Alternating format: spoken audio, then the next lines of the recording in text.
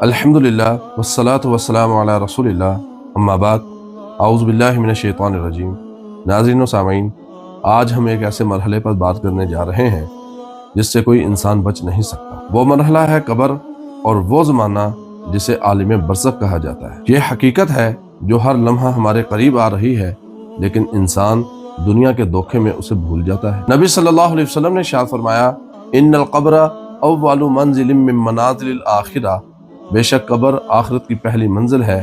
فَإِن نَجَا مِنْهُ فَمَا بَعْدَهُ أَيْسَرُ مِنْهُ، اگر یہ اچھا گزرا تو آگے بھی سب اچھا ہوگا۔ فَإِن يُنْجَوْ مِنْهُ فَمَا بَعْدَهُ أَشَدُّ مِنْهُ، اور اگر یہ برا ہوا تو آگے بھی سب برا ہوگا۔ قبر وہ جگہ ہے جہاں انسان کا جسم رکھا جاتا ہے، لیکن اصل حقیقت جسم سے بھی زیادہ روح کے حالات کی ہے۔ یہاں سے انسان کی نئی زندگی شروع ہوتی ہے۔ دنیا ختم، امتحان ختم، اب نتیجے کا سلسلہ۔ حدیث میں ہے کہ فرشتے انسان کے پاس قبر میں آتے ہیں اور 3 اہم بنیادی سوالات کرتے ہیں: تمہارا رب کون ہے، تمہارا دین کیا ہے، اور تمہارے نبی کون ہیں۔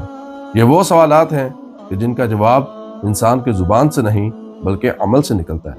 جس نے اللہ تعالیٰ کو رب مان کر زندگی گزاری، جس نے دین کو زندگی کا دستور بنایا، جو نبی صلی اللہ علیہ وسلم کی سنت پر چلتا رہا، وہیں وہاں صحیح جواب دے سکے گا۔ نبی صلی اللہ علیہ وسلم نے ارشاد فرمایا کہ جب مومن صحیح جواب دے دیتا ہے تو آسمان سے نوری فرشتے آتے ہیں، اس کے لیے جنت کی خوشبو اور جنت کا بستر بچھا دیا جاتا ہے، اس کی قبر کو وسیع کر دیا جاتا ہے، اور ایک آواز آتی ہے، اے سونے والے، آرام سے سو جا، اب قیامت تک راحت ہے۔ یہی برزخ کی کامیاب زندگی ہے، اور جس نے دنیا میں رب کو بھلا دیا، دین کے اصولوں سے منہ موڑا، نبی صلی اللہ علیہ وسلم کی تعلیمات کا مذاق اڑایا، اس کے لیے قبر کی تنگی، گھپ اندھیرے اور سخت عذاب کا آغاز ہوتا ہے۔ حدیث میں ہے، قبر دوڑتے ہوئے انسان کو دباتی ہے یہاں تک کہ اس کی پسلیاں آپس میں مل جاتی۔ یہ سب برزخی زندگی کا حصہ ہے جو انسان کے دنیا میں کیے ہوئے اعمال کا نتیجہ ہے۔ اب سوال یہ ہے کہ عالم برزخ ہے کیا؟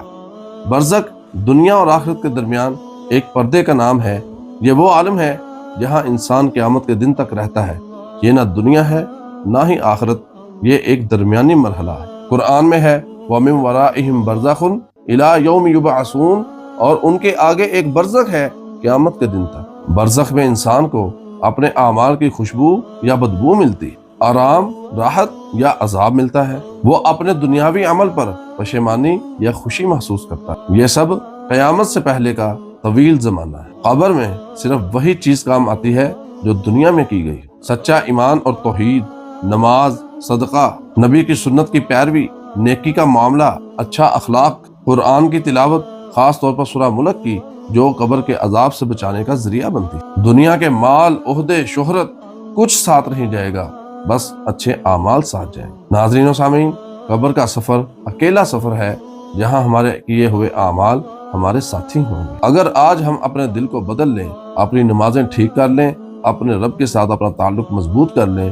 تو یہی قبر ہمارے لیے جنت کا باغ بن سکتی۔ لیکن اگر دنیا کے دھوکے میں رہے، گناہوں میں ڈوبے رہے، تو یہی قبر ہمارے لیے جہنم کے گڑھوں میں سے ایک گڑھا بن جائے گی۔ آئیے آج ہی فیصلہ کیجئے کہ ہم اپنی قبر کو اجالنا چاہتے ہیں یا ایسے ہی اندھیری چھوڑنا چاہتے ہیں۔ ہم ایسی زندگی گزاریں جس کا اختتام قبر میں روشنی، خوشی اور راحت ہو۔ اے اللہ، ہماری قبروں کو جنت کے باغوں میں سے ایک باغ بنا دے۔ اے اللہ، ہمیں برزخ کے عذابوں سے محفوظ فرما دے۔